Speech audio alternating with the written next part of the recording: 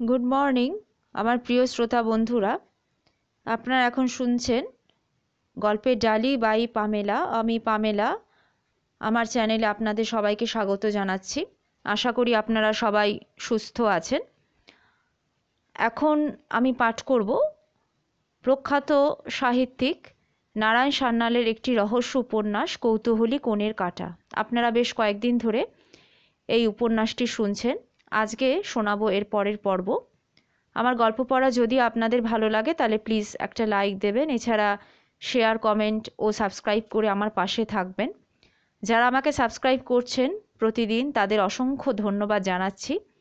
এছাড়া আপনারা আপনাদের মূল্যবান সময় খরচ করে আমার ভিডিও কাম অডিওটি শুনছেন, তার প্রধান সাক্ষ্য হচ্ছে আমার ওয়াচ টাইম। এছাড়া যারা এই গল্পটি আজ প্রথম শুনছেন তারা এর আগের এপিসোডগুলো শুনে তারপরে এটি শুনলে আপনাদের বুঝতে সুবিধা হবে, না হলে আপনাদের সময় নষ্ট হবে। এছাড়া আমি আমার চ্যানেল লিঙ্ক সবসময় ডেসক্রিপশন বক্সে দিয়ে থাকি, এবং আমি যে সমস্ত রহস্য গল্প উপন্যাস পড়েছি তা প্লেলিস্টে সমস্ত আপডেট করা রয়েছে, এবং অন্যান্য ক্লাসিক উপন্যাসও পড়েছি সেটাও প্লেলিস্টে রয়েছে। আপনারা পছন্দ মতো অনুগ্রহ করে শুনবেন। প্লেলিস্টের লিঙ্ক, কাটা সিরিজের প্লেলিস্টের লিঙ্ক এবং আমার চ্যানেল লিঙ্কও ডেসক্রিপশন বক্সে দেওয়া রয়েছে। তাহলে চলুন, আর সময় নষ্ট করব না, সরাসরি চলে যাব এখন গল্প পাঠের আসরে। অধ্যায় 13। বাসু সাহেবের মেজাজ খুব খারাপ সঙ্গত হেতুতে। প্রসিকিউশনের তরফে আদালতে আবেদন করা হয়েছিল যেন কমলেশ হত্যা মামলার শুনানির দিন এক পক্ষকাল পিছিয়ে দেওয়া হয়। হেতু, বাদীপক্ষ এখনও নানা তদন্ত করছে, সময় লাগবে কেসটা সাজাতে। বিচারক প্রতিবাদী পক্ষের মতামত জানতে চান। বাসু বলেছিলেন প্রতিবাদী পক্ষ ডিফেন্সের জন্য তৈরি। বাদীপক্ষের আবেদন মোতাবেক মামলার দিন শুধু 15 দিন কেন 6 মাস পিছিয়ে দিল তাঁর কোনো আপত্তি নেই, কিন্তু শর্ত সাপেক্ষে। আসামিকে জামিন দিতে হবে। জীবিকায় আসামি একজন নার্স, বিনা বিচারে হাজতে রেখে দেওয়ায় তার দৈনিক উপার্জন বন্ধ। বিচারপতি প্রতিবাদীর আবেদন গ্রাহ্য করেননি, তবে বাদীপক্ষের আবেদনও পুরোপুরি মেনে নেননি। মামলা তারিখ 7 দিন পিছিয়ে দেওয়া হয়েছে, জামিন দেওয়া হয়নি। একটি সদ্য বিবাহিতা বিয়ের কোণে স্বামীকে জোরালো ঘুমের ওষুধ খাইয়ে অভিসারে গিয়েছিল এমন একটা মুখরোচক কিস্সা খবরের কাগজে লুফে নিল। বিচারক সেই জন্যে প্রভাবিত হলেন কিনা সেটা অবশ্য বোঝা গেল না। মোট কথা, সে জামিন পায়নি। ওই দিন সন্ধ্যায় আদালত থেকে ফিরে আসার পরে রানু দেবী বললেন, শোনো, দুটো কথা বলার আছে। তুমি আদালতে বেরিয়ে যাওয়ার পর কোর্ট পেয়াদা নোটিশ সার্ভ করে গেছে তোমার মক্কেল ছন্দারাবের বিরুদ্ধে বিবাহ নাকচের আবেদন। শুনানির দিন হচ্ছে শুক্রবার বেলা 10:30, আলিপুর কোর্টে 3 নম্বর এজলাসে। তোমার ডায়েরিতে আমি লিখে রেখেছি, একটু দেখে নিও। বাসু বললেন, হ্যাঁ, এটা তো প্রত্যাশিত সংবাদ। ছন্দার বিবাহটা নাকচ না হওয়া পর্যন্ত কমলেশ হত্যা মামলাটা শুরু হতে পারছে না। হ্যাঁ জানি, ত্রিদীপ যতক্ষণ আইনত ছন্দার স্বামী ততক্ষণ বাদীপক্ষ ত্রিদীপকে সাক্ষীর কাঠগড়ায় তুলতে পারবে না। সেই জন্য ওরা মামলার দিন পিছিয়ে দিচ্ছে, যাতে তার আগেই বিবাহ বিচ্ছেদের মামলাটার একটা ফয়সলা হয়ে যায়। বাসু সাহেব কোটটা গা থেকে খুলতে ব্যস্ত ছিলেন। ওই অবস্থাতেই তিনি বললেন, ও হো রানু, ব্যারিস্টারের বউ হয়ে এমন একটা বেআইনি কথা বলতে তুমি পারলে? সুজাতা ছিল পাশে, উপর পড়া হয়ে বলল, কেন মামু, মামিমা কি ভুল বললেন? বাসু কোটের আলিঙ্গন মুক্ত হয়ে বসেছেন, পাইপ পাউচ বার করতে করতে বললেন, ওদের বিবাহ বিচ্ছেদ মঞ্জুর হয়ে গেলেও ত্রিদীপ আদালতে উঠে সাক্ষী দিতে পারবে না যদি তার ভূতপূর্ব স্ত্রী আপত্তি জানায়, বুঝলে? কেন মামু? কারণ ঘটনার রাতে ওরা স্বামী স্ত্রী ছিল। আজ এখন বিবাহ বিচ্ছেদ মঞ্জুর হলে ওদের অতীতকালের দাম্পত্য জীবনটা কিন্তু কর্পূরের মতো উবে যায় না। সুজাতা বলল, তাহলে মামু উদ্দেশ্যটা কি? মানে কমলেশ হত্যা মামলার তারিখ পিছিয়ে ওরা এত তাড়াহুড়ো করে বিবাহ বিচ্ছেদের মামলাটা আদালতে আনছে কেন? আরে বাপু, নোটিশটা পড়ে দেখো না। এটা কি ডিভোর্স পিটিশন নাকি? আদৌ নয়, এটা হচ্ছে অ্যানালমেন্টের একটা মামলা। ওরা বলতে চাইছে যে ছন্দা বিশ্বাস আর ত্রিদীপ রায় এক বিছানায় 7 রাত শুয়েছে এই মাত্র। ওদের বিয়েটাই হচ্ছে অসিদ্ধ। কারণ 15 জুন তারিখে যখন ছন্দা বিশ্বাস আর ত্রিদীপ রাও ম্যারেজ রেজিস্ট্রারের কাছে উপস্থিত হয়েছিল, তখন ওদের একজন ছন্দা ছিল বিবাহিতা। তার প্রথম পক্ষের স্বামী কমলেশ বিশ্বাস ওই তারিখে জীবিত ছিল। সুতরাং ওই ছন্দা ত্রিদীপ শুভ বিবাহ গোড়া থেকেই অসিদ্ধ, নাল অ্যান্ড ভয়েড। কিন্তু মামু, এটা যদি প্রমাণিত হয় যে, তাহলে মানে ত্রিদীপ তার স্ত্রীর বিরুদ্ধে সাক্ষী দিতে পারবে? ওহো সুজাতা, আবার বেআইনি কথা বলছো। স্ত্রীর বিরুদ্ধে কোথায় হচ্ছে? বিয়েটা যদি শুরু থেকে অসিদ্ধ প্রমাণিত হয়, তখন ত্রিদীপের চোখে ছন্দা তো একজন ভারতীয় নাগরিক মাত্র, যে ওর বিছানায় 7 রাত শুয়েছে, স্ত্রী নয়। ফলে ছন্দার বিরুদ্ধে কেন সে সাক্ষী দিতে পারবে না? এরপর 7 দিন কেটে গেছে। আলিপুর আদালতে ডিস্ট্রিক্ট অ্যান্ড সেশন জজ প্রণব মুখার্জির এজলাসে মামলা শুরু হলো। তিনি তার চেম্বার থেকে আদালতে ঢুকে নিজের আসনে বসলেন। বিচারক এবার তার টেবিলে দাখিল করা ফাইলটা তুলে নিয়ে পড়লেন। The case of Rao versus Rao, বাদী Shri Tridip Narayan Rao, son of Shri Trivikram Narayan Rao of Nashik. তার পক্ষে রয়েছেন অ্যাডভোকেট গোপালচন্দ্র রায়। বাদীপক্ষের গাউন পরা একজন উকিল উঠে দাঁড়িয়ে মুখে বললেন, ইয়েস ইয়োর অনার। প্রতিবাদী শ্রীমতী ছন্দা রাও ওরফে বিশ্বাস এর তরফে কাউন্সিল ছিলেন শ্রী পি কে বাসু বারাট ল। প্রতিবাদী তরফে বাসু সাহেব হাত তুলে আত্মঘোষণা করে বললেন, ইয়োর অনার, ঘটনাচক্রে বাদীর পিতা ধনকুবের শ্রী ত্রিবিক্রম নারায়ণ রাও স্বয়ং পুত্র এবং পুত্রবধূর বিবাহ নাকচের মামলায় উপস্থিত রয়েছেন। তার প্রাসাদ থেকে পুত্রবধূকে উনি বিতাড়িত করতে চান। ত্রিবিক্রমের কর্ণমূল রক্তাক্ত হয়ে উঠল। তিনি পাথরের মূর্তির মতো বসে রইলেন।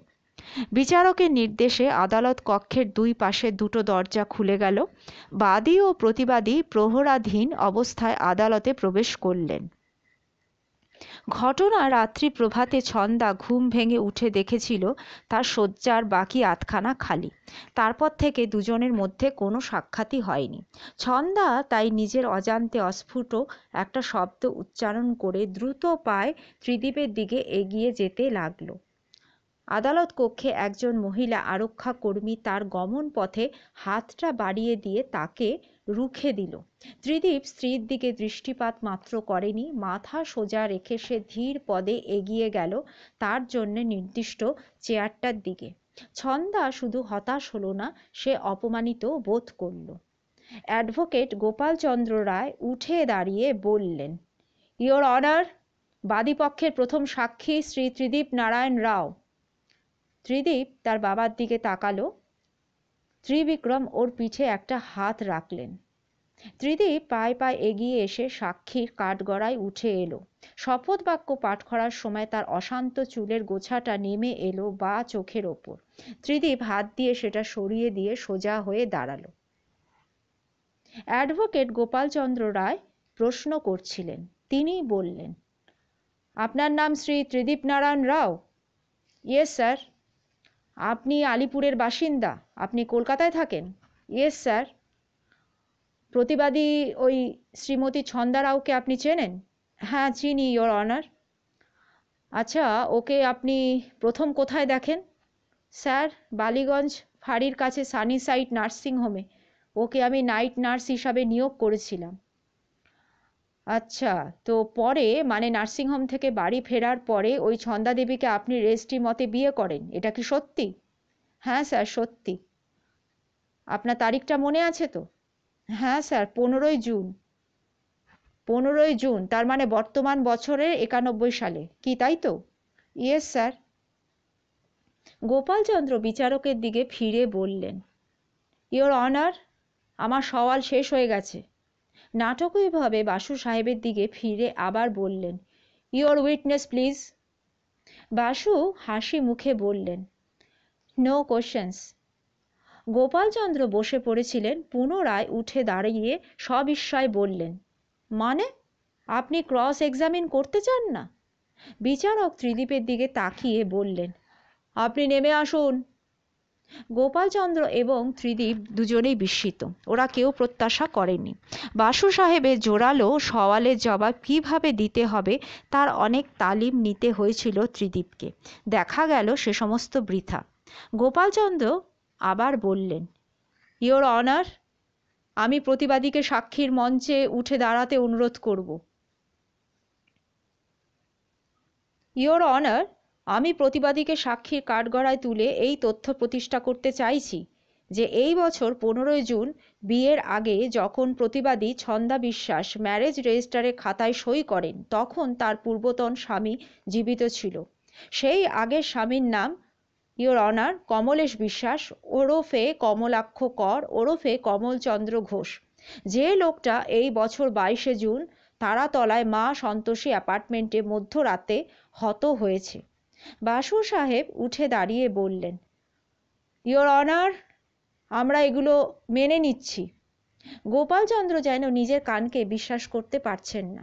বিচারকের কপালে একটা ভ্রুকুটি চিহ্ন ফুটে উঠল। তিনি উভয়ের দিকে একবার করে দেখে নিয়ে নীরবে রুমাল দিয়ে চশমার কাজটা মুছতে শুরু করলেন। হঠাৎ গোপালচন্দ্র আবার বাংময় হয়ে ওঠেন। তিনি বললেন, ইয়োর অনার, আমি প্রতিবাদীকে আরও একটি বিষয় প্রশ্ন করতে চাই।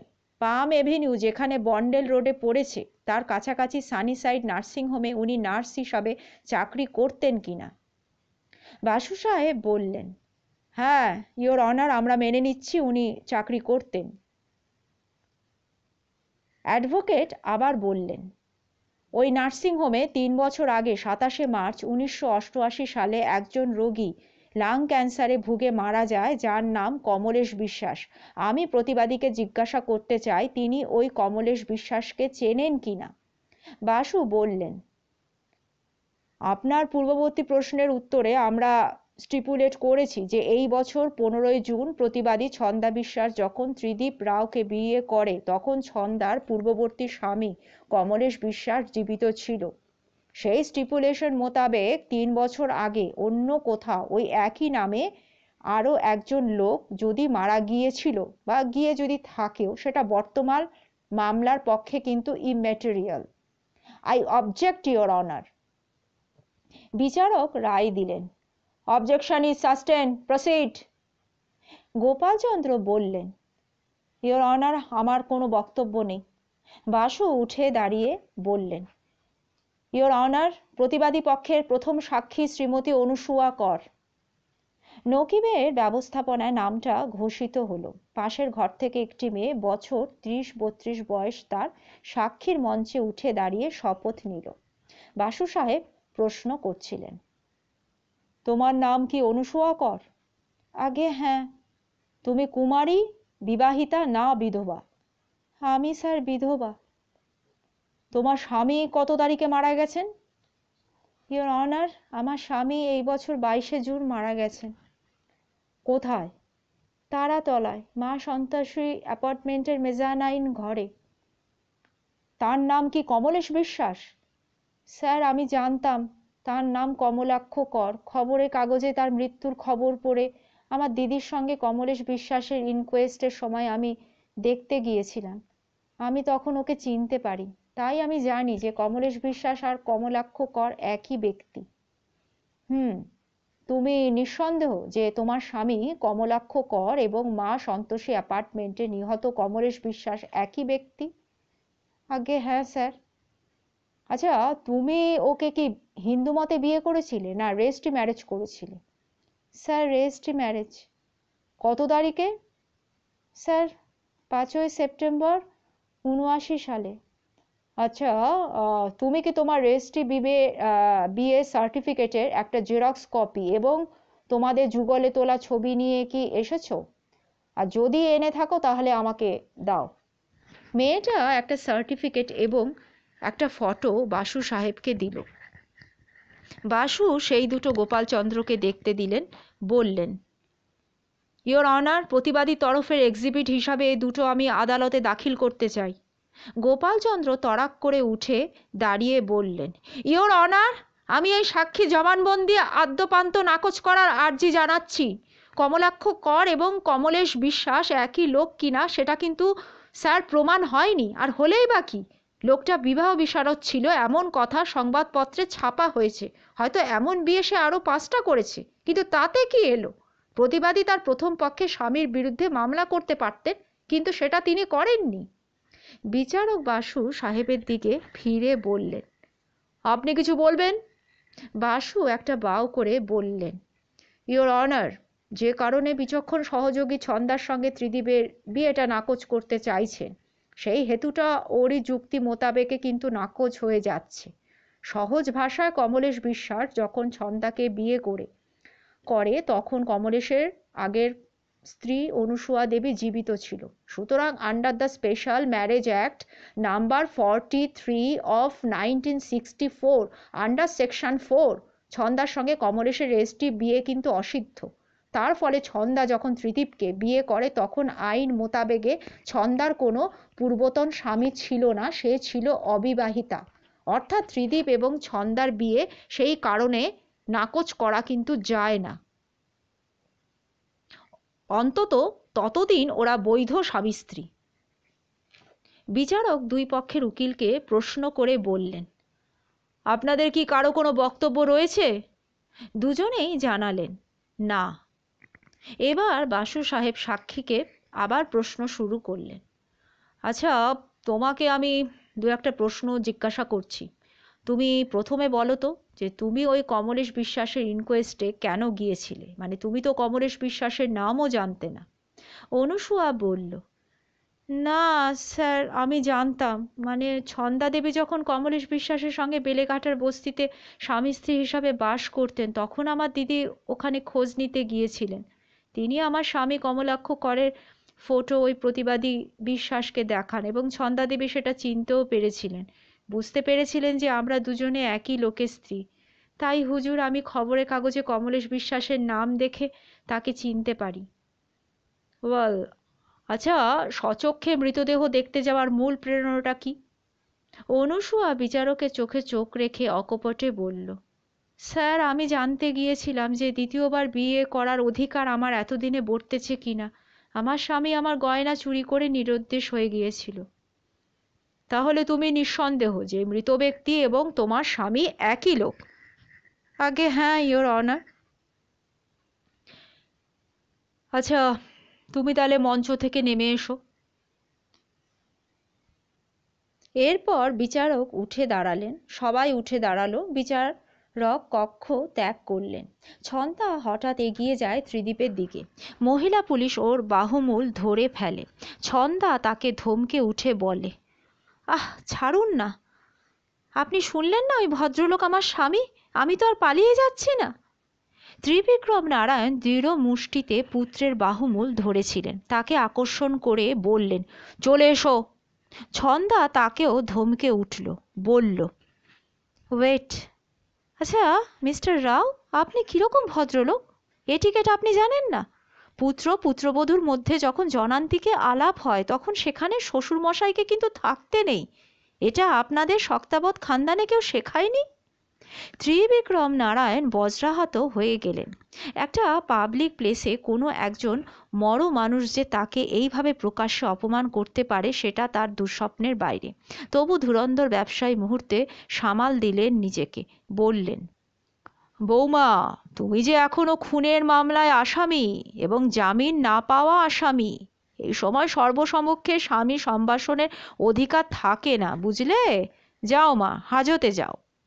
জবাবে ছন্দা কি যেন একটা বলতে যাচ্ছিল, কিন্তু তার পূর্বেই ত্রিদীপ বলে উঠল, তাছাড়া শক্তাবৎ রাজবংশে কেউ কখনো দ্বিচারিণী স্ত্রীর সঙ্গে বাক্যলাপ করে না, বুঝলে? চলো ড্যাডি। এবার বজ্রাহত হবার পালা ছন্দার। সে শুধু অস্ফুটে বলল, কি বললে? দ্বিচারিণী? ত্রিদীপ কোনো জবাব দিল না। এবার সে আকর্ষণ করলো তার বাবাকে। ওরা সবাই ততক্ষণে আদালত কক্ষ থেকে বারান্দায় বেরিয়ে এসেছে। তৎক্ষণাৎ দুটো তিনটে ক্যামেরা বিদ্যুৎ চমকে এই দাম্পত্য কলহের ক্ষণিক উন্মাদনাকে শাশ্বত করে ধরে রাখল। মহিলা পুলিশ ছন্দার বাহুমূল ধরে এগিয়ে চলল পুলিশ ভ্যানটার দিকে। গাড়িতে উঠতে গিয়ে ঘুরে দাঁড়ালো ছন্দা, বলল, উনি কোথায়? কে? আমার councillor mister PK. Basu. Basu সাহেব এগিয়ে এসে বললেন, শোনো ছন্দা, এখানে কোনো কথা নয়, আমি হাজতে গিয়ে তোমার সঙ্গে দেখা করছি। অধ্যায় 15। পরদিন বাসু সাহেব জেল হাজতে গিয়ে ছন্দার সঙ্গে দেখা করলেন। ওর মনে হলো দুদিনেই ছন্দা বেশ ভেঙে পড়েছে। তার চোখের কোলে কালি, বোধহয় রাত্রে ঘুম হয়নি। বাসু সাহেবকে দেখে বলল, মামলার দিন পড়েছে? হ্যাঁ পড়েছে, তোমাকে আমি জানিয়েও গেছি, কিন্তু তোমার মনে নেই? না, আমার মনে পড়ছে না। Actually I am not interested. দেখো ছন্দা, সেটা বললে তো চলবে না, তোমাকে তো লড়তে হবে নাকি? কার বিরুদ্ধে? যারা টাকার জোরে তোমার মতো অসহায় মেয়ে সর্বনাশ করতে চায় তাদের বিরুদ্ধে। তুমি তো আর খুনটা করনি, অথচ। কে বলল? না স্যার, আমি পরে ভেবে দেখেছি খুনটা আমিই করেছি। জানি, আমার মনে আছে যে তুমি বলেছিলে যে কমলেশ দুহাত বাড়িয়ে তোমার দিকে এগিয়ে আসে, তুমি তখন মেঝে থেকে একটা কিছু কুড়িয়ে নাও। ঘটনাচক্রে সেটা একটা গ্যালভানাইজড পাইপের টুকরো। তুমি সেটা এলোপাথারি ঘোরাতে থাকো, তাতে কমলেশ আহত হয়। কি তাই তো? হ্যাঁ তাই স্যার। কিন্তু তুমি কি সচক্ষে ওকে আহত হতে দেখেছিলে? দেখোনি তো। তুমি তো বলেছিলে যে ঠিক সেই সময় কেউ যেন আলোটা নিভিয়ে দেয়, অথবা স্যার আলোটা ফিউজ হয়ে যায়। কিন্তু প্রথমবার তো তুমি আমাকে সেটা বলনি। তুমি বলেছিলে সুইচ অফ হওয়ার একটা শব্দ তুমি সকর্ণে শুনেছিলে। ঘরে তৃতীয় ব্যক্তি ছিল, যে লোকটা বারে বারে অন্ধকার ঘরে দেশলাই কাঠি জ্বালাচ্ছিল। তুমি তো এটাই আমাকে বলেছিলে। হ্যাঁ হ্যাঁ স্যার, জ্বালাচ্ছিল। এবং তোমার মনে হলো যে ভাড়া বেয়ে ওই লোকটা নেমেও গেল। হয়তো স্যার ওই লোকটা নয়, কারণ আমি যখন দরজা খুলে বার হয়ে আসি তখনও তো ও ল্যান্ডিংয়ে দাঁড়িয়ে। আমার মনে স্যার ভাড়া বেয়ে যে নেমে গেল সে অন্যজন, এবং অন্য আরেকজন লোক বাইরে থেকে কলিং বেল বাজাচ্ছিল। কি তাই তো? হ্যাঁ স্যার তাই। হুম, তার মানে কমলেশ খুন হওয়ার সময় তুমি ছাড়াও 2-3 জন ঘটনাস্থলে উপস্থিত ছিল। তাছাড়া কাগজে যে খবর বার হয়েছে সেটাতে লেখা ছিল যে কমলেশের মাথার পিছনে আঘাত লাগে, কিন্তু সেটা কেমন করে হবে? তুমি যখন এলোপাথারি পাইপটা ঘোরাচ্ছিলে তখন সে তো তোমার দিকে ফিরেছিল। কি কি জানি স্যার, আমি স্যার কিছু চিন্তা করতে পারছি না স্যার। আরে একটা কথা অন্তত বলো, যে কমলেশের সঙ্গে যখন তুমি দেখা করতে যাও শনিবার রাত 1টা নাগাদ, তখন ওর গাড়ির কাছে রাস্তায় তুমি কি গাড়িটা লক করে গিয়েছিলে কি যাওনি? ওই অত রাত্রে গাড়িটা অরক্ষিত তুমি রেখে গিয়েছিলে? হ্যাঁ হ্যাঁ স্যার তাই। না হলে স্যার আমি ফেরার সময় তো গাড়িতে ঢুকতে পারতাম না, মানে চাবিটা তো তার আগে ওই ঘরে পড়ে গিয়েছিল। দেখো ছন্দা, আমি কিন্তু তোমাকে যুক্তির কথা জিজ্ঞাসা করছি না, আমি তোমাকে স্মৃতির কথা জিজ্ঞাসা করছি। তোমার কি স্পষ্ট মনে আছে যে কমলেশের ঘর থেকে ছুটে বেরিয়ে এসে তুমি কি করে গাড়িতে উঠলে? মানে চাবি দিয়ে দরজা খুলেছিলে কি খোলোনি, সেটা শুধু মনে করে বলো। আমার স্যার কিছু মনে পড়ছে না। মানে আমি আমি স্যার তখন উত্তেজিত ছিলাম। হ্যাঁ ন্যাচারালি, কিন্তু চাবিটা তো ছিল তোমার ভ্যানিটি ব্যাগের ভেতরে, তো কমলেশের ঘরে চাবিটা পড়ে গেল কি করে? ভ্যানিটি ব্যাগ কি তুমি ওর ঘরে ঢোকার পরে খুলেছিলে? হ্যাঁ আমার মনে নেই স্যার।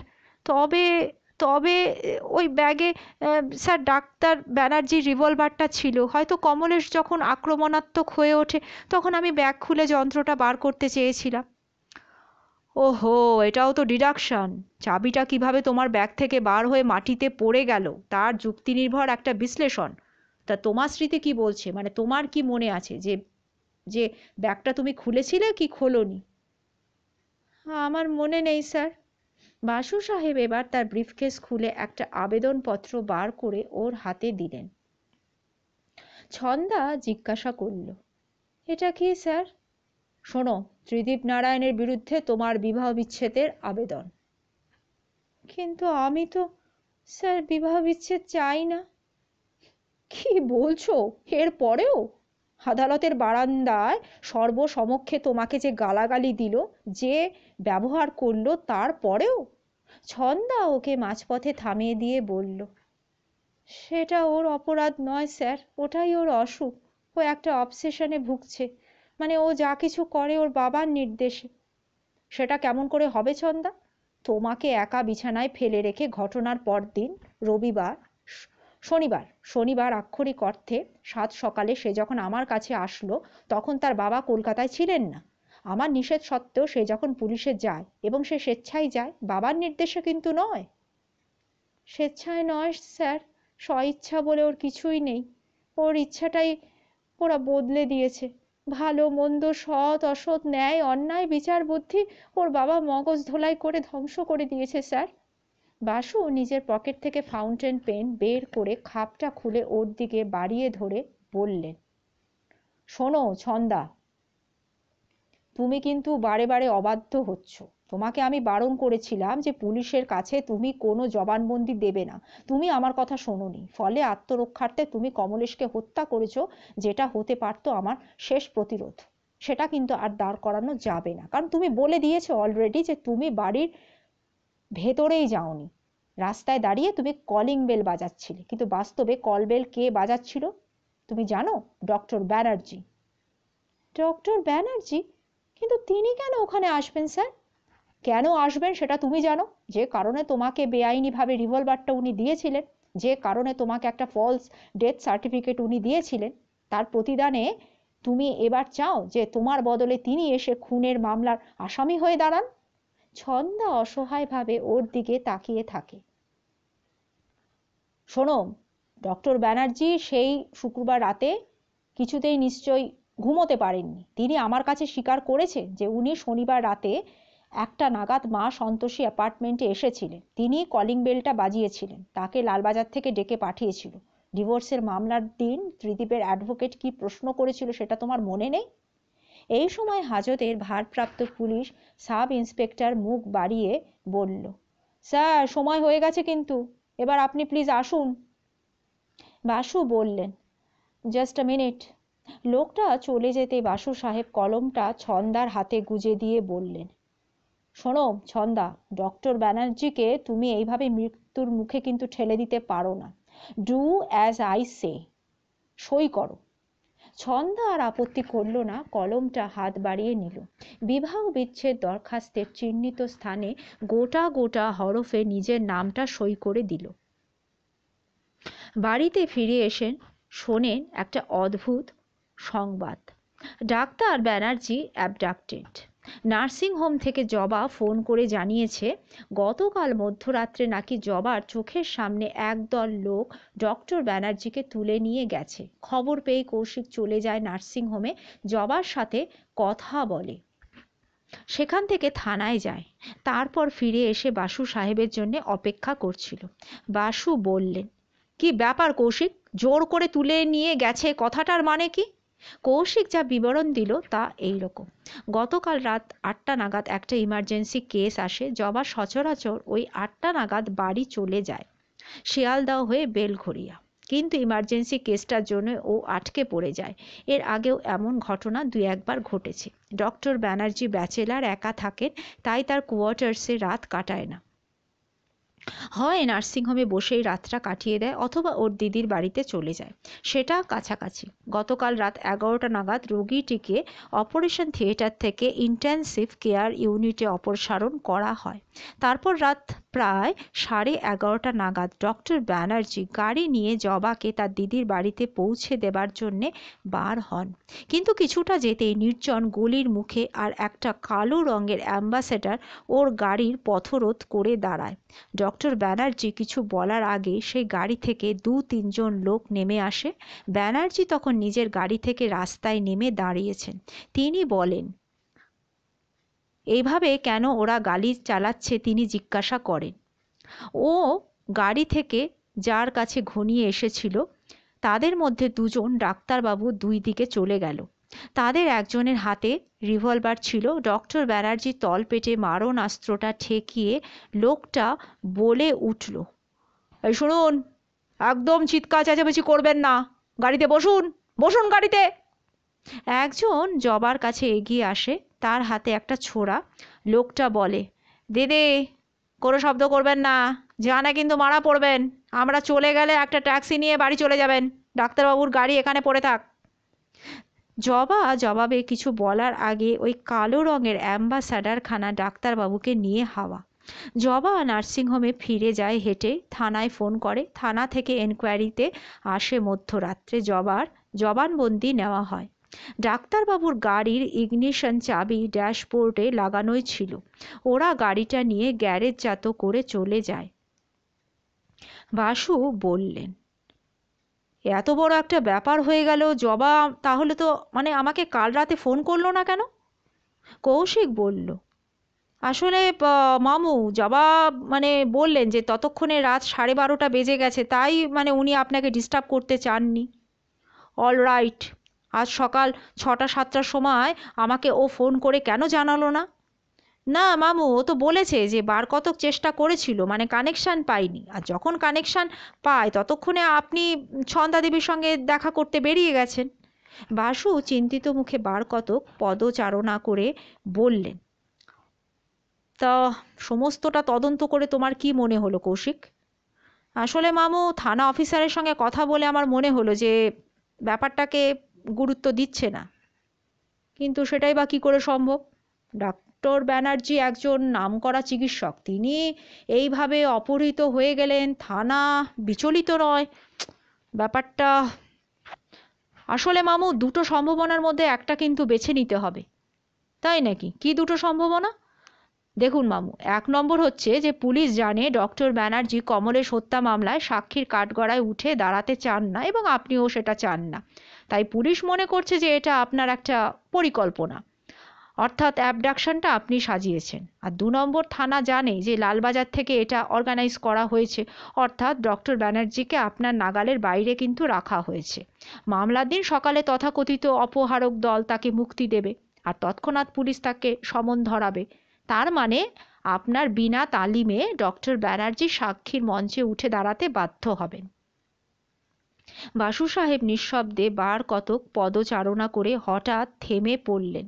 নিজের চেয়ারে বসে বললেন, কৌশিক, তোমার দুটো যুক্তির না একটাও ধোপে টেকে না। কেন মামু? দেখো, প্রথম কথা হচ্ছে, আমি যে অপারেশন অ্যাবডাকশনের পরিচালক নই সেটা তোমরা সবাই জানো। তোমার দ্বিতীয় সম্ভাবনাটাও কিন্তু গ্রাহ্য নয়। এ সামান্য কারণে পুলিশ ডক্টর ব্যানার্জির মতো একজন বিখ্যাত চিকিৎসককে অ্যাবডাক্ট করবে না। কিন্তু তাহলে মামু, উনি কেন অপহৃত হলেন? দেখো, এটা ডক্টর ব্যানার্জি আর জবা মিলে অর্গানাইজ করেছে কিনা সেটাও তো হতে পারে যে ওরাই অর্গানাইজ করেছে। মানে? মানে আমার তো মনে হয় সবটাই সাজানো। ডক্টর ব্যানার্জি যখন বুঝলো যে দিন দশেকের জন্য, অর্থাৎ ওই হত্যা মামলার শুনানি পর্যন্ত সে নিরুদ্দেশ হতে পারবে না, তখন নিজেই এই অপহরণটা সে সাজিয়েছিল। তো সেজন্য ডক্টর ব্যানার্জির মতো একজন ছাপোষা মানুষ এমন একটা অপহরণ অর্গানাইজ করবে? আপনার কি মনে হয় মামু? আরে বাপু, অপহরণটা তো জবার বর্ণনা মোতাবেক, আর কোনো সূত্রে তো আমরা সেটা জানি না যে ডক্টর ব্যানার্জি আদৌ অপহৃত হয়েছেন। সেটা অবশ্য ঠিক মামু। দেখো, সবটাই ডক্টর ব্যানার্জির উর্বর মস্তিষ্কের পরিকল্পনা, এটাই আমার মনে হচ্ছে। তোমরা জানো যে লালবাজার থেকে ডাক্তারের ওপর একটা নির্দেশ জারি করা হয়েছিল যে কলকাতার বাইরে গেলে যেন তার ঠিকানা সে রেখে যায়। তো সে তখন আমার পরামর্শ নিতে এসেছিল, তো আমি প্রত্যাখ্যান করেছিলাম। হয়তো তখন ডাক্তার আর নার্স মিলে এই উদ্ভট পরিকল্পনাটা করে। সেক্ষেত্রে জবা সমস্ত কিছুই জানে, আর সেই জন্যে কাল রাত্রে আমাদের অহেতুক ডিস্টার্ব করতে চাইনি। আজ সকালেও তার টেলিফোন করতে এত দেরি হয়ে যায়। সুজাতা বলল, হ্যাঁ মামু, আপনি ঠিকই বলেছেন। ডক্টর ব্যানার্জি যদি সত্যি ওইভাবে অপহৃত হতেন, তাহলে জবা নার্সিংহোমের কোনো লোককে সঙ্গে নিয়ে সেই রাত্রে ট্যাক্সি করে এখানে চলে আসতো।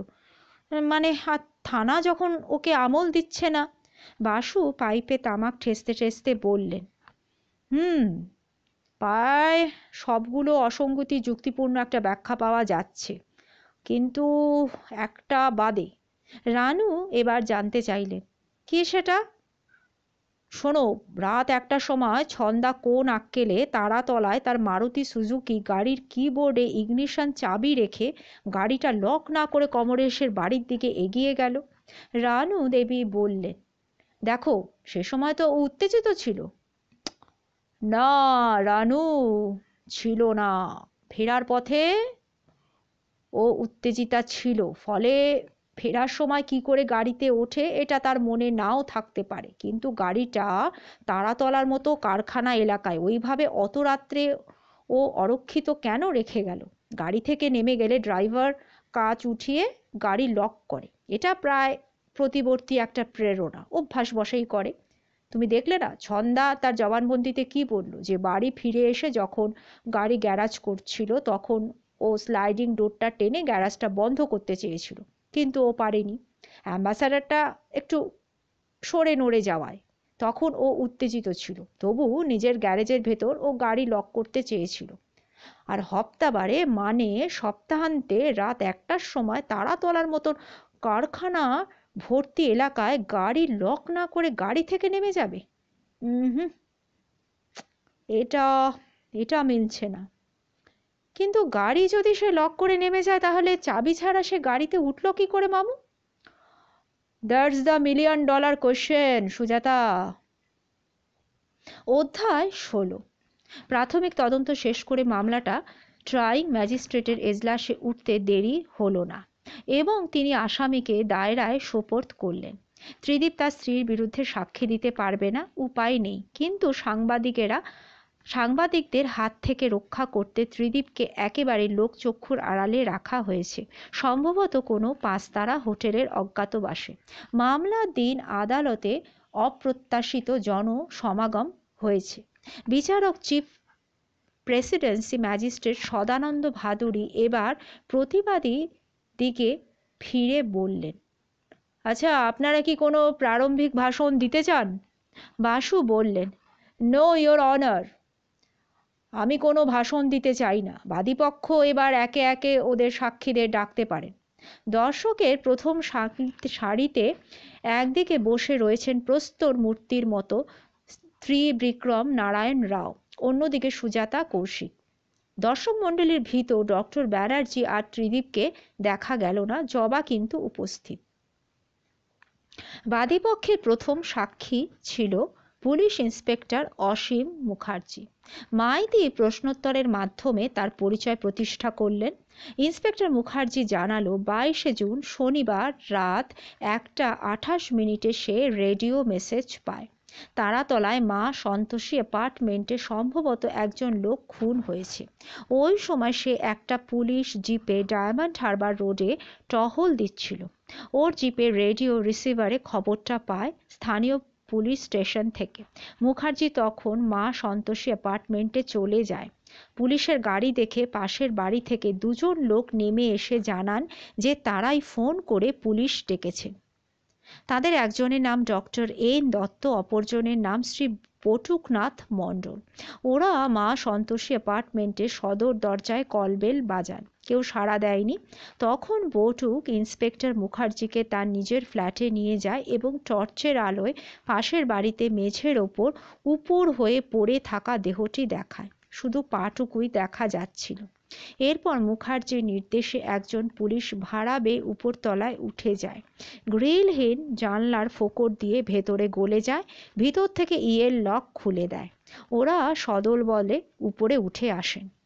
ভুল লুণ্ঠিত কমলেশ তখনও জীবিত ছিল, কিন্তু তার জ্ঞান ছিল না। আহতের ঘরে গৃহ নির্মাণ সামগ্রী গাদা করে রাখা ছিল। তার ভিতরে ছিল একটি 1.25 মিটার দীর্ঘ 20 মিলিমিটার ব্যাসের গ্যালভানাইজড লোহার পাইপ, তাতে রক্তের দাগ, যেটি আহতের অদূরেই পাওয়া যায়। মুখার্জির ধারণা হয় ওই পাইপের সাহায্যে ভূতলশাহী লোকটি আহত হয়েছে। সে পাইপটি সংগ্রহ করে ডক্টর দত্ত ভূলুণ্ঠিত ব্যক্তিকে পরীক্ষা করে দেখেন যে সে জ্ঞানহীন বটে, তবে মৃত নয়। ফলে ইন্সপেক্টর মুখার্জি একটি অ্যাম্বুলেন্স আনাবার ব্যবস্থা করে। বটুকের কাছ থেকে জানতে পারে আহত ব্যক্তির নাম কমলেশ বিশ্বাস। সে ওই ঘরে একাই থাকত। তল্লাশি করতে গিয়ে ঘরের মেঝেতে মৃতদেহর ঠিক পাশেই একটা চাবির রিং দেখতে পায়। তাতে 3টে চাবি, একটা নবতাল তালা আর 2টো মোটর গাড়ির ডোর কি। মাইতি সেটিকে পিপলস এক্সিবিট এ হিসাবে দাখিল করলেন। ইতিমধ্যে অ্যাম্বুলেন্স আর পুলিশের গাড়ি এসে পড়ে। আহতকে হাসপাতালে পাঠানো হয়। পরে মুখার্জি শুনেছে, হলফ নিয়ে বলতে পারবে না, কমলেশ ওই হাসপাতালে পৌঁছানোর আগেই মারা যায়। ইতিমধ্যে পুলিশ ফটোগ্রাফার অনেকগুলো ফটো নিয়েছে। ফিঙ্গারপ্রিন্ট এক্সপার্ট কিন্তু কোথায় কোনো আঙ্গুলের ছাপ আবিষ্কার করতে পারেনি। সুমসৃণ সদ্য লাগানো দরজার ইলেকট্রো প্লেটেড হ্যান্ডেলে, টেলিফোনের রিসিভারে, গ্লাস টপ টেবিলে কোথাও কোনো আঙ্গুলের ছাপ নেই। মাইতি জিজ্ঞাসা করলেন, আচ্ছা, এটা আপনার কাছে অস্বাভাবিক মনে হয়নি? বাসু তৎক্ষণাৎ আপত্তি জানান, ইওর অনার, জবাবটা সাক্ষীর কিন্তু কনক্লুশন। মাইতি বললেন, ইওর অনার, সাক্ষী অপরাধ বিজ্ঞানে বিশেষ শিক্ষাপ্রাপ্ত, তার যুক্তিনির্ভর সিদ্ধান্ত আদালতে গ্রাহ্য হওয়াই কিন্তু উচিত। বিচারক বাসু সাহেবের আপত্তি নাকচ করে দিলেন। ইন্সপেক্টর মুখার্জি বললেন, হ্যাঁ, আসলে আমার কাছে ব্যাপারটা অস্বাভাবিক মনে হয়েছিল। আততাই যদি হাতে গ্লাভস পরে এসে থাকে তাহলে গৃহস্বামীর আঙুলের ছাপ অন্তত পাওয়া যেত। সেটা গেল না কেন আমি আমি তো বুঝতে পারছি না। মাইতি জিজ্ঞাসা করলেন, হ্যাঁ, মানে এমনটা কি করে হলো, আপনার কি মনে হয়? বাসু এবারও আপত্তি জানালেন। বিচারক পুনরায় সেটা নাকচ করলেন। মুখার্জি বললেন, তার সিদ্ধান্ত, আসলে ইওর অনার, আমার মনে হয় যে আততায়ী ঘর ছেড়ে চলে যাওয়ার আগে একটা রুমাল দিয়ে সমস্ত কিছু মসৃণ, মানে হাতের ছাপ মুছে দিয়ে গিয়েছিল। মাইতি বললেন, তা আপনি কি করে বুঝছেন যে রুমাল দিয়ে মুছে দিয়েছিল? না মানে স্যার, রুমাল দিয়ে যে মোছা হয়েছে সেটা বলা যায় না, মানে হয়তো শাড়ির আঁচল দিয়ে মোছা হয়েছে। মাইতি বাসু সাহেবের দিকে ফিরে বললেন, ইউ মে ক্রস হিম। বাসু জেরা করতে উঠে প্রথমেই বললেন, আচ্ছা মিস্টার মুখার্জি, আপনি এইমাত্র বললেন যে রুমাল দিয়ে যে মোছা, এ কথাটা বলা যায় না, হয়তো শাড়ির আঁচল দিয়ে মোছা হয়েছে, কি তাই তো? হ্যাঁ স্যার, আমি বলেছি। তার মানে আপনার বিশেষজ্ঞের সিদ্ধান্ত, যে লোকটা সমস্ত কিছু থেকে আঙুলের ছাপ মুছে দিয়ে যায় তার পরিধানে শাড়ি ছিল, ধুতি কোনো ক্রমেই থাকতে পারে না, কি তাই তো? না স্যার, সেটা নয়, মানে আমি তো ওই জন্যে মানে হয়তো কথাটা বলেছি স্যার। কিন্তু নিরপেক্ষ এক্সপার্ট হিসাবে কি আপনার বলা উচিত ছিল না যে হয়তো শাড়ির আঁচল অথবা কোচার খুঁটে? মাইতি আপত্তি তুলে বললেন,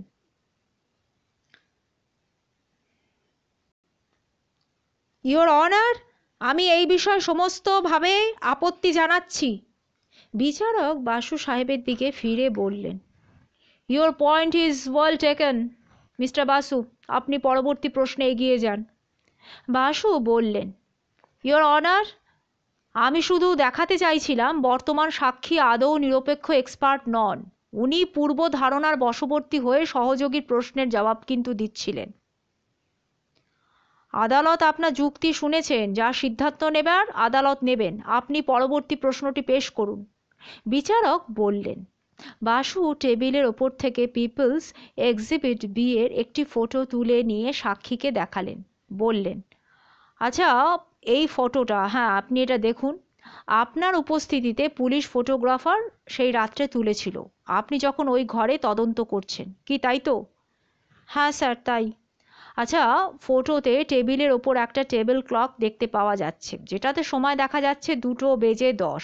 যেহেতু আপনি বলেছেন যে আপনি ওই ঘরে পদার্পণ করেন রাত 1:40-এ, তাই বিশেষজ্ঞ হিসাবে আপনি কি বলবেন যে আপনার ওই ঘরে পদার্পণে ঠিক আধ ঘন্টা পরে ফটোটা তোলা হয়? আজ্ঞে না, সেটা তো আমি বলবো না, মানে বলবো যে 35 মিনিট পরে। কারণ স্যার ঘরে ঢুকে আমি নিজের হাত ঘড়িটা, মানে যেটা নির্ভুল ইন্ডিয়ান স্ট্যান্ডার্ড টাইম দিচ্ছিল, ওটার সঙ্গে আমি স্যার মিলিয়ে দেখি, আমি লক্ষ্য করেছিলাম যে ওই টেবিল ঘড়িটা 5 মিনিট স্লো ছিল। তা সেই অ্যালার্ম ক্লকটা কোথায়?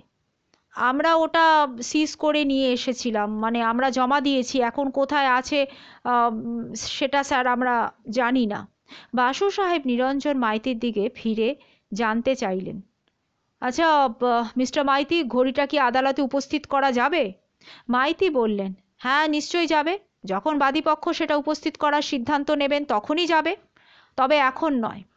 বাসু সাহেব নিরুপায় ভঙ্গিতে শ্রাগ করলেন। পুনরায় সাক্ষীর দিকে ফিরে প্রশ্ন করলেন, আচ্ছা আপনি বলুন তো, ওই টেবিল ঘড়িতে সময়ের কাঁটা দুটো ফটো তোলার মুহূর্তে 2:10 দেখাচ্ছিল, কিন্তু ওর অ্যালার্ম কাঁটা কি সময় নির্দেশ করছিল? মানে সেটা ম্যাগনিফাইং গ্লাসের সাহায্যে আপনি ফটো দেখে কি একটু বলবেন? না স্যার, ফটো দেখার দরকার হবে না, আমার মনে আছে ঠিক একটা। বাসু সাহেব পিপির দিকে ফিরে বললেন, আচ্ছা ঘড়িটা কি আদালতে আনা যেতে পারে? মাইতি দৃঢ়স্বরে বললেন, না, বাদীপক্ষ ঘড়ির প্রসঙ্গে কোনো প্রশ্নই করেননি, ফলে এখন ওটা অবান্তর।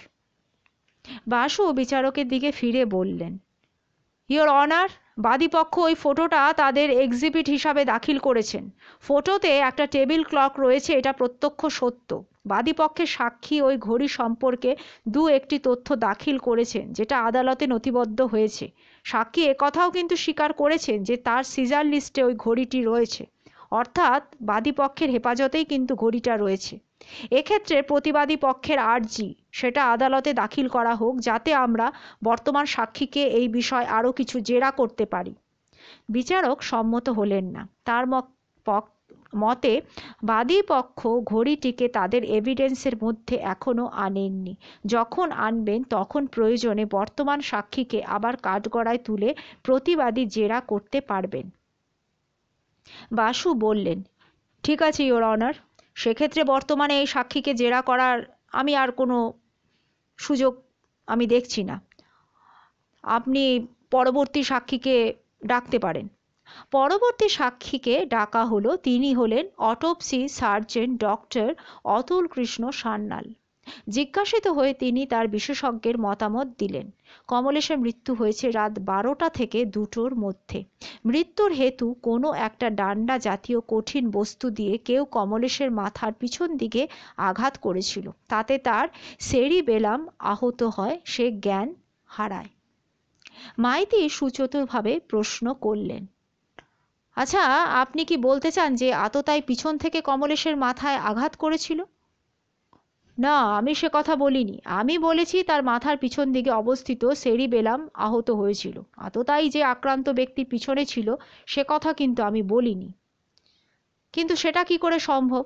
মানে সামনে দাঁড়িয়ে আততায়ী কি করে একজনের মাথার পিছন দিকে আঘাত করবে?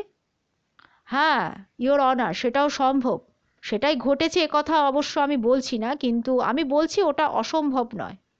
হ্যাঁ, কিন্তু কিভাবে আপনি একটু বুঝিয়ে বলুন। দেখুন, কমলেশের দেহে 2টো আঘাত চিহ্ন ছিল। একটা মাথার পিছন দিকে, সেটা ওর মৃত্যুর কারণ। দ্বিতীয়টা ছিল ওর বাম ভ্রুর ওপর। এমন হতে পারে যে ওরা দুজন সামনাসামনি ছিল। আততায়ী প্রথমে কমলেশের বাম ভ্রুতে আঘাত করে, তাতে কমলেশ ওর সামনে উবুর হয়ে পড়ে যায়। তখন আততায়ী ওর মাথার পিছন দিকে অনায়াসে দ্বিতীয়বার আঘাত করতেই পারে। আই রিপিট, এমনটা ঘটেছিল সেটা কিন্তু আমি বলছি না ইওর অনার, আমি বলছি এমনটা ঘটতে পারে। That's all your honour, Maity বললেন। এবার বাসু সাহেব জেরা করে উঠে বললেন, আচ্ছা ডক্টর সান্যাল, আমি আপনাকে একটা বিকল্প ঘটনা পরম্পরা শোনাচ্ছি। ধরা যাক যে প্রথম বাণীটা, মানে ধরুন কমলেশের যে বাম ভ্রুতে বাড়িটা লেগেছিল, সে আত্মরক্ষা করতে চাইছিল। হয়তো সে স্ত্রীলোক অথবা দুর্বল, তাই নিজেকে রক্ষা করতে সে এলোপাথারি ডান্ডা ঘোরাচ্ছিল। কমলেশ বা চোখে আঘাত পেয়ে পড়ে গেল। আত্মরক্ষার্থে তখন লোহার পাইপটা ফেলে পালিয়ে গেল। কমলেশ মিনিট খানেক পরে সামলে নিয়ে উঠে বসতে গেল। তখন ঘরে উপস্থিত কোনো তৃতীয় ব্যক্তি ওই পাইপটা তুলে কমলেশের মাথার পিছনে প্রচণ্ড জোরে আঘাত করল। এমনটা যে ঘটেছিল সেটা অবশ্য কেউ দাবি করছে না, কিন্তু এই জাতীয় ঘটনা পরম্পরায় কি কমলেশের মৃত্যু হতে পারে? মানে আমি বলতে চাইছি যে এক্সপার্ট হিসাবে আপনার কি অভিমত? হ্যাঁ হ্যাঁ স্যার, নিশ্চয়ই পারে। থ্যাংক ইউ ডক্টর, আমার আর কিচ্ছু জিজ্ঞাসা নেই। নিরঞ্জন মাইতি তখন একের পর এক সাক্ষীকে কাঠগলায় তুলে ঘটনা পরম্পরা প্রতিষ্ঠা করতে চেষ্টা করছেন। পাশের বাড়ির একজন ভদ্রলোক মধ্যরাত্রে ছন্দাকে তার মারুতি সুজুকি গাড়ি চালিয়ে আলিপুরের বাড়ি থেকে রওনা হতে দেখেছে। রাত তখন 12:35। সে ওদের অবাঙালি প্রতিবেশী। ত্রিদীপকে দীর্ঘদিন ধরেই চেনে। ত্রিদীপ যে সম্প্রতি একটি নার্সকে বিয়ে করেছে সেটাও সে খবর রাখে। তার নাকি ইনসমনিয়া রয়েছে, রাত্রে ঘুম হয় না। ঘটনার রাত্রে সে বস্তুত জেগেই ছিল, তাই জানে ঠিক 1 ঘন্টা পরে রাত 1:35 ছন্দা মারুতি সুজুকি গাড়িটা চালিয়ে ফিরে আসে। বাসু লোকটাকে আদৌ জেরা না করায় কৌশিক বিস্মিত হলো। নিম্ন স্বরে বলল, কি ব্যাপার মামু, আপনি লোকটাকে জেরা করলেন না কেন? পণ্ডশ্রম কৌশিক, পণ্ডশ্রম। ওকে তোতা পাখির মতো সমস্ত কিছু শিখিয়ে রেখেছে। ত্রিবিক্রম নারায়ণের আমদানি করা পেশাদার মিথ্যে সাক্ষী, বুঝলে না? ওকে জেরায় কবজা করা যাবে না। এরপর সাক্ষী দিতে এলেন একজন অবাঙালি যশপাল মাথুর। তার একটি পেট্রোল পাম্প রয়েছে ডায়মন্ড হারবার রোডে।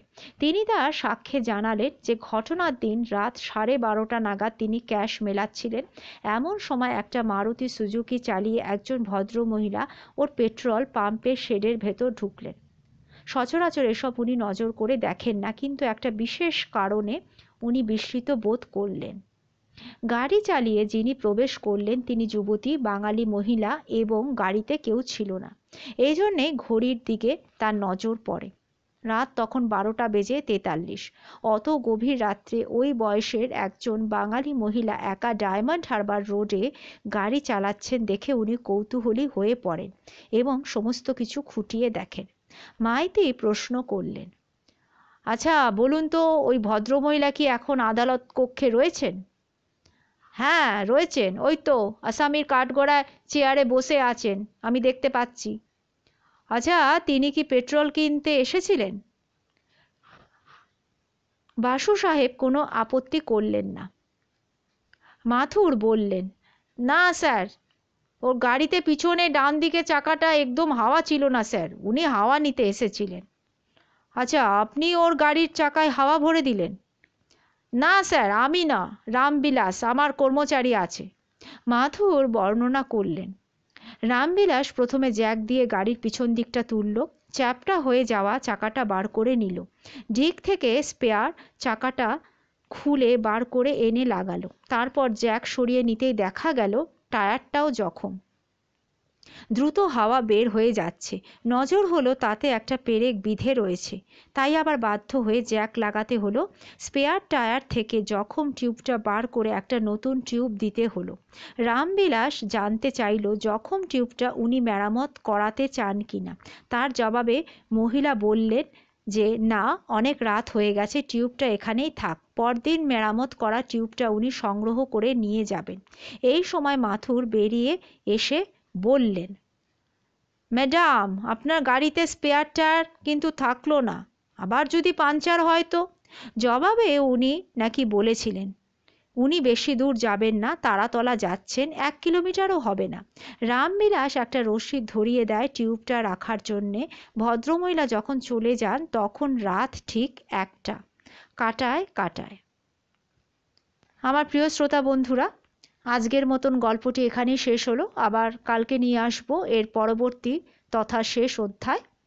আপনারা ভালো থাকবেন এবং সাথে থাকবেন। নমস্কার।